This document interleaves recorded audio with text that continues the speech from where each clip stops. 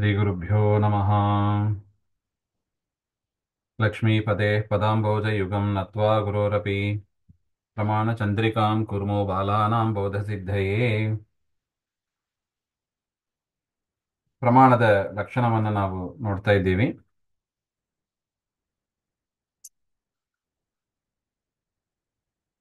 ನಚೈವಂ ಅನನುಗಮಃ ತಸ್ಯ ಅದೋಷತ್ವಾತ್ ಅಂತ ಒಂದು ವಾಕ್ಯ ಇದೆ.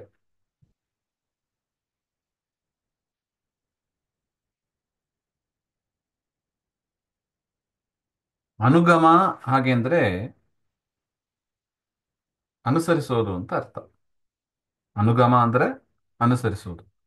ನ ಅನುಗಮಃ ಅನನುಗಮಃ ಅಂದ್ರೆ ಅನುಸರಿಸದೇ ಇರೋದು ಅಂತ ಅರ್ಥ. ಅನುಸರಿಸದೇ ಇರೋದು. ಇಲ್ಲಿ ಏನ್ ಅನುಸರಿಸೋದು ಹಾಗೆ ಅಂದ್ರೆ ಧರ್ಮ ಧರ್ಮ ಧರ್ಮ ಅನುಸರಿಸಿ ಇರೋದು ಅಂತ ಅರ್ಥ.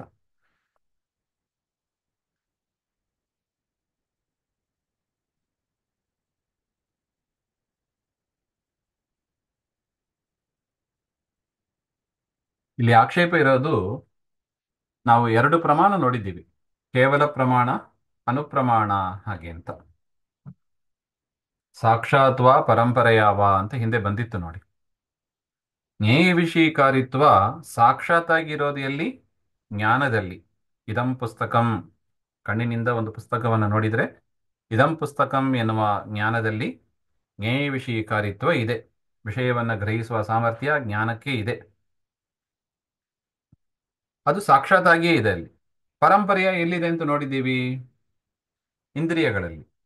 ಇಂದ್ರಿಯಗಳ ಮೂಲಕ ಇದಂ ಪುಸ್ತಕಂ ಎನ್ನುವ ಜ್ಞಾನ ಬಂದು ಪರಂಪರೆಯ ಜ್ಞೇಯ ವಿಷಯೀಕಾರಿತ್ವ ಅದು ಆ,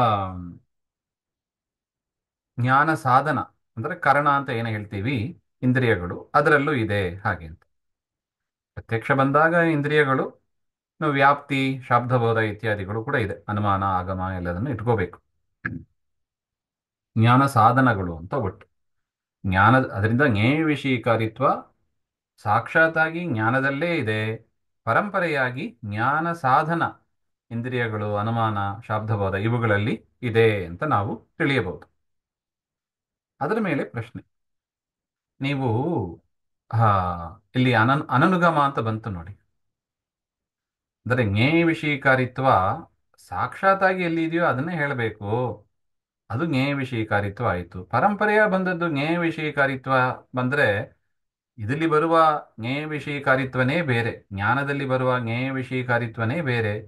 ಪರಂಪರೆಯಾಗಿ ಬಂದ ಇಂದ್ರಿಯಗಳಲ್ಲಿ, ಉದಾಹರಣೆಗೆ ಇಂದ್ರಿಯಗಳಲ್ಲಿ ಬರುವ ಜ್ಞೇಯ ವಿಷಯೀಕಾರಿತ್ವ ಬೇರೆ. ಅನುಸರಿಸಲಿಲ್ಲ ನೋಡಿ ಧರ್ಮ. ಆ ಧರ್ಮ ಬೇರೆ, ಈ ಧರ್ಮ ಬೇರೆ ಹಾಗೆ ಅಂತ. ಆದರೆ ತಾರ್ಕಿಕರು ಏನು ಹೇಳ್ತಾರೆ, ಜ್ಞೇಯ ವಿಷಯೀಕಾರಿತ್ವ ಅಂದ್ರೆ ಒಂದು ಉದಾಹರಣೆ ನೋಡಿದ್ರೆ ಪುಸ್ತಕತ್ವ ಅಂತ ತೆಗೆದುಕೊಳ್ಳೋಣ, ಅಥವಾ ಮನುಷ್ಯತ್ವ. ಮನುಷ್ಯತ್ವ ಅಂತ ತೆಗೆದುಕೊಂಡ್ರೆ ಆ ಮನುಷ್ಯತ್ವ ಯಾರಲ್ಲಿ ಇದೆ? ಎಲ್ಲ ಮನುಷ್ಯರಲ್ಲೂ ಇದೆ. ನನ್ನಲ್ಲೂ ಇದೆ, ನಿಮ್ಮಲ್ಲೂ ಇದೆ ಮನುಷ್ಯತ್ವ. ಅಂದ್ರೆ ಯಾರಿಗೆ ಎರಡು ಕೈ, ಕಾಲು, ಮುಖ, ಮಾತನಾಡುವ ಶಕ್ತಿ ಇವೆಲ್ಲ ಇದೆಯೋ ಅವರನ್ನ ಮನುಷ್ಯರು ಅಂತ ಕರಿತೀವಿ. ಮನುಷ್ಯತ್ವ ಇದೆ. ಆದರೆ ನನ್ನಲ್ಲಿ ಇರುವ ಮನುಷ್ಯತ್ವ, ನಿಮ್ಮಲ್ಲಿ ಇರುವ ಮನುಷ್ಯತ್ವ ಎರಡು ಕೂಡ ಒಂದು ಅಂತ ತಾರ್ಕಿಕರ ಅಭಿಪ್ರಾಯ. ಅನುಗಮ ಆಗಿದೆ. ಧರ್ಮ ಏನಾಗಿದೆ? ಆ ಮನುಷ್ಯತ್ವ ಎನ್ನುವ ಧರ್ಮ ಅದು ಅನುಗಮ ಆಗಿದೆ. ಅಂದ್ರೆ ಏನರ್ಥ? ಎಲ್ಲರಲ್ಲಿ ಇರುವ ಮನುಷ್ಯತ್ವ ಅಂದ್ರೆ ಮನುಷ್ಯರೆಲ್ಲರಲ್ಲಿ ಇರುವ ಮನುಷ್ಯತ್ವ ಒಂದೇ ಅಂತ ತಾರ್ಕಿಕರ ಅಭಿಪ್ರಾಯ. ಅದನ್ನ ಅನುಗಮ ಅಂತ ಕರಿತೀವಿ. ಅದೇ ತರ ಗೋತ್ವ, ಎಲ್ಲಾ ಗೋವುಗಳಲ್ಲಿ ಇರುವ ಗೋತ್ವವು ಒಂದೇ ತಾರ್ಕಿಕರ ಪ್ರಕಾರ. ನಮ್ಮಲ್ಲಿ ಹಾಗಿಲ್ಲ. ಭಿನ್ನಾಶ್ಚ ಭಿನ್ನ ಧರ್ಮಾಶ್ಚ ಪದಾರ್ಥಾ ನಿಖಿಲ ಅಪಿ ಅಂತ ಆಚಾರ್ಯರು ಆ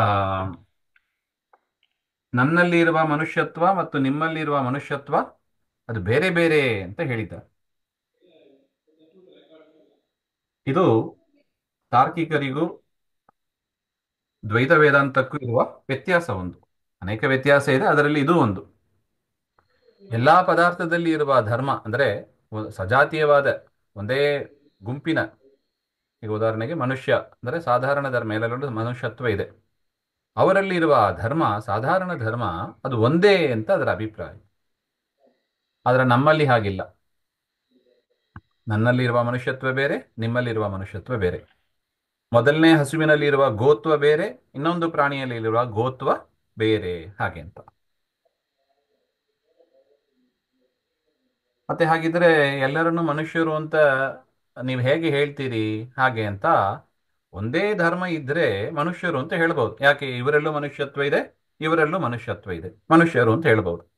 ಪುಸ್ತಕತ್ವ, ಪುಸ್ತಕ ಒಂದರಲ್ಲಿ ಪುಸ್ತಕತ್ವ ಇದೆ, ಪುಸ್ತಕ ಎರಡು ಅದರಲ್ಲೂ ಪುಸ್ತಕತ್ವ ಇದೆ. ಅದರಿಂದ ಎಲ್ಲವನ್ನು ಕೂಡ ಪುಸ್ತಕ ಅಂತ ವ್ಯವಹಾರ ಮಾಡುವುದು.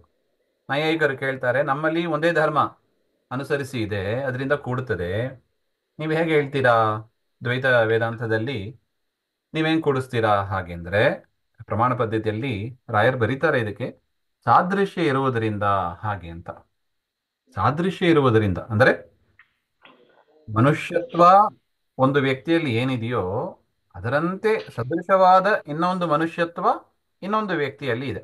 ಆ ಸಾದೃಶ್ಯ ಇರುವುದರಿಂದ ಎಲ್ಲರನ್ನು ಕೂಡ ಮನುಷ್ಯರು ಅಂತ ನಾವು ವ್ಯವಹಾರ ಮಾಡ್ತೀವಿ. ಅದರಿಂದ ಮನುಷ್ಯರು ಅಂತ ವ್ಯವಹಾರ ಮಾಡೋದಕ್ಕೆ ಯಾವ ತೊಂದರೆಯೂ ಇಲ್ಲ. ಆದರೆ ಅನುಗತವಾದ ಧರ್ಮ ಅದು ಅದು ಸಿಮಿಲರ್ ಹೊರತು ಐಡೆಂಟಿಕಲ್ ಅಲ್ಲ. ನೋಡಿ, ಸಿಮಿಲರ್ ಬೇರೆ, ಐಡೆಂಟಿಕಲ್ ಬೇರೆ. ಅನುಗತವಾದ ಧರ್ಮ ಅದು ಐಡೆಂಟಿಕಲ್ ಅಂತ ತಾರ್ಕಿಕರು ಹೇಳಿದರೆ, ಸಿಮಿಲರ್ ಅಂತ ನಾವು ಹೇಳ್ತೀವಿ. ಸದೃಶವಾಗಿದೆ, ಐಡೆಂಟಿಕಲ್ ಅಲ್ಲ ಹಾಗೆ ಅಂತ.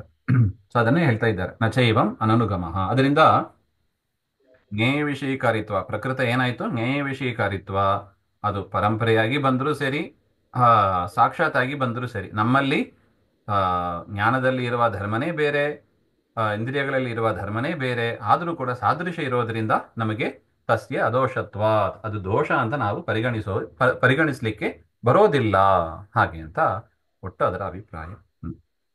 ಈ ರೀತಿಯಾಗಿ ಅದನ್ನು ಹೇಳಿ ಮುಂದೆ ಪ್ರಮಾವಾನ್ ಪ್ರಮಾತ, ಇದೆಲ್ಲ ನಾವು ನೋಡಿದ್ದೀವಿ. ಪ್ರಮಾತ ಅಂದ್ರೆ ಯಾವ ಶಬ್ದ? ಅದು ಪ್ರಮಾತೃ ಶಬ್ದ, ಪಿತೃ ಶಬ್ದ ಇದ್ದಾಗೆ. ಪ್ರಮಾತೃ ಪ್ರಮಾತ ಅಂತ ಬರುತ್ತದೆ, ಪ್ರಥಮ ವಿಭಕ್ತಿ ಏಕವಚನ. ಪ್ರಮಾತ ಅಂದ್ರೆ ಯಾರು? ಪ್ರಮಾವಾನ್, ಯಾರು ಜ್ಞಾನಕ್ಕೆ ಸ್ವಾಮಿಯೋ. ನಾವು ನಿನ್ನೆ ನೋಡಿದ್ದೀವಿ ನೋಡಿ, 4 ಅಂಶ ಇದೆ. ಒಂದು ಜ್ಞಾನ ಬರಬೇಕು ಅಂದ್ರೆ ಜ್ಞಾನ, ಜ್ಞಾನ ಸಾಧನ, ಜ್ಞಾನಕ್ಕೆ ಸ್ವಾಮಿ ಮತ್ತು ಪ್ರಮೇಯ ಅಂದ್ರೆ ಯಾವ ವಿಷಯವೋ ಅದು ಹಾಗೆ ಅಂತ. ಅದನ್ನೇ ಇಲ್ಲಿ ಗುರುಗಳು ಬಿಡಿಸ್ತಾ ಇದ್ದಾರೆ. ಪ್ರಮಾವಾನ್ ಪ್ರಮಾತ, ಯಾರು ಪ್ರಮಾ ಉಳ್ಳವನಾಗಿ ಇರ್ತಾನೋ, ಜ್ಞಾನಕ್ಕೆ ಸ್ವಾಮಿಯಾಗಿ ಇರ್ತಾನೋ. ಈಗ ನನಗೆ ಇದಂ ಪುಸ್ತಕ ಅಂತ ಪುಸ್ತಕವನ್ನು ನೋಡಿ ಜ್ಞಾನ ಬಂದ್ರೆ ನಾನು ಪ್ರಮಾತ. ಯಾಕೆ? ನನಗೆ ಜ್ಞಾನ ಬಂತು, ಅದರಿಂದ ನಾನು ಪ್ರಮಾತ. ಪ್ರಮೇಯ ಅಂದ್ರೆ ಪ್ರಮಾ ವಿಷಯ, ಯಾವ ವಿಷಯಕವಾದ ಜ್ಞಾನ ನನಗೆ ಬಂತು? ಪುಸ್ತಕ ವಿಷಯವಾದ ಜ್ಞಾನ ನನಗೆ ಬಂತು, ಅದು ಪುಸ್ತಕವನ್ನ ಪ್ರಮೇಯ ಅಂತ ಕರೀತಾರೆ, ಪುಸ್ತಕ ಪ್ರಮೇಯ. ಅದೇ ತರ ಯಾವ ವಸ್ತುವಿನ ಜ್ಞಾನ ನಮಗೆ ಬರುತ್ತದೋ ಅದು ಪ್ರಮೇಯ ಆಗ್ತದೆ.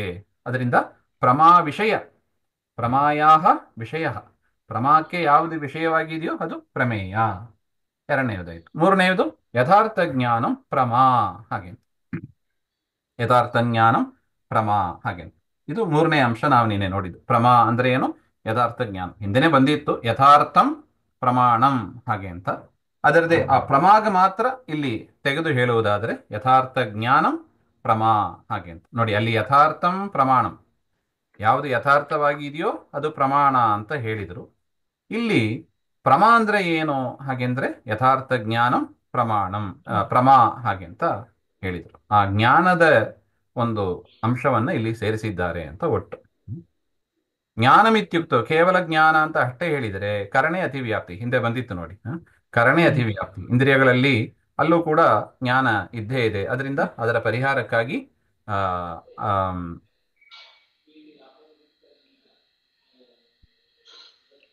ಜ್ಞಾನಮಿತ್ಯನುಕ್ತವು, ಕೇವಲ ಯಥಾರ್ಥ ಅಂತ ಅಷ್ಟೇ ಹೇಳಿದರೆ ಕರಣಗಳಲ್ಲಿ ಅತಿವ್ಯಾಪ್ತಿ. ಯಾಕೆ? ಅಲ್ಲೂ ಕೂಡ ಏನಿದೆ? ಜ್ಞಾನಂ ಎಂಬುದು ಇದೆ. ಸಾರಿ, ಅಲ್ಲೂ ಕೂಡ ಯಥಾರ್ಥ ಎಂಬುದು ಇದೆ. ಕರ್ಣಗಳಲ್ಲೂ ಕೂಡ ಯಥಾರ್ಥ ಜ್ಞಾನ ಇದೆ ತಾನೆ. ಅದರಿಂದ ಯಥಾರ್ಥವಾದದ್ದು ಇಂದ್ರಿಯಗಳಲ್ಲೂ ಇದೆ. ಅದರಿಂದ ಜ್ಞಾನಂ ಎನ್ನುವುದನ್ನ ಸೇರಿಸಿದರೆ ಮಾತ್ರ ಪ್ರಮಾದಲ್ಲಿ ಮಾತ್ರ ಬರ್ತದೆ. ಜ್ಞಾನಂ ಇತಿ ಅನುಕ್ತವು ಅಂತ ಇದೆ. ಕರಣೆ ಅತಿ ವ್ಯಾಪ್ತಿ, ಅದರ ಪರಿಹಾರಕ್ಕಾಗಿ ಯಥಾರ್ಥ ಜ್ಞಾನಂ ಅಂತ ಸೇರಿಸಿದ್ರು. ಬರೀ ಯಥಾರ್ಥ ಅಂತ ಅಷ್ಟೇ ಹೇಳಿದರೆ ಕರ್ಣದಲ್ಲಿ ಅತಿವ್ಯಾಪ್ತಿ ಬರುತ್ತದೆ. ಅದರ ಪರಿಹಾರಕ್ಕಾಗಿ ಯಥಾರ್ಥ ಜ್ಞಾನಂ ಅಂತ ಜ್ಞಾನವನ್ನ ಸೇರಿಸ್ಕೋಬೇಕು ಅಂತ. ಇನ್ನು ಕೇವಲ ಜ್ಞಾನ ಅಂತ ಅಷ್ಟೇ ಹೇಳಿದರೆ, ಜ್ಞಾನಂ ಪ್ರಮಾ ಹಾಗೆ ಅಂತ ಹೇಳಿದರೆ ಯಥಾರ್ಥೇ ಇತಿ ಅನುಕ್ತೆ, ಯಥಾರ್ಥವನ್ನ ಆ ವಿಶೇಷಣವನ್ನ ತೆಗೆದು ಬಿಟ್ರೆ ಸಂಶಯಾದೋ ಅತಿವ್ಯಾಪ್ತಿ. ಹಿಂದೆ ನೋಡಿದ್ದೀವಿ ಅದನ್ನೇ ಸಂಶಯಾದಿಗಳಲ್ಲಿ. ಯಾಕೆ ಅದು ಕೂಡ ಏನಾಗಿದೆ, ಜ್ಞಾನವೇ ಆಗಿದೆ. ಹೇಳ್ತೀವಿ ನೋಡಿ, ಸಂಶಯ ಜ್ಞಾನ, ವಿಪರೀತ ಜ್ಞಾನ, ಅದು ಕೂಡ ಜ್ಞಾನವೇ ಆಗಿದೆ. ಸೊ ಅದರಿಂದ ಅದರಲ್ಲಿ ಅತಿವ್ಯಾಪ್ತಿ ಬರುತ್ತದೆ. ಅದರ ಪರಿಹಾರಕ್ಕಾಗಿ ಯಥಾರ್ಥ ಅನ್ನೋದನ್ನ ಸೇರಿಸಬೇಕು. ಸಂಶಯ ವಿಪರ್ಯಯ ಏನಲ್ಲ, ಅದು ಯಥಾರ್ಥ ಜ್ಞಾನ ಅಲ್ಲ. ಅದರಿಂದ ಅತಿವ್ಯಾಪ್ತಿ ದೋಷ ಪರಿಹಾರ ಆಯಿತು ಅಂತ ಒಟ್ಟು ಯಥಾರ್ಥ ಜ್ಞಾನಂ ಪ್ರಮಾ ಹಾಗೆ ಅಂತ ಇಟ್ಟು ಹೇಳಿದ್ದಾರೆ. ಇದಾದ ಮೇಲೆ ಸಂಶಯ. ಸಂಶಯ ಅಂದರೆ ಏನು ಇಲ್ಲಿ ಬಂದಿತ್ತು, ಸಂಶಯ ವಿಪರ್ಯಾದೋ ಅತಿವ್ಯಾಪ್ತಿ ಅಂತ ಬಂದಿತ್ತು. ಸಂಶಯ ಏನು ಅಂತ ಮುಂದೆ ಹೇಳ್ತಾರೆ, ಅದನ್ನ ಮತ್ತೆ ನೋಡೋಣ. ಅಂತರ್ಗತ ಶ್ರೀಕೃಷ್ಣ ಅರ್ಪಣಮಸ್ತು. ಶ್ರೀ ಹರಯೇ ನಮಃ.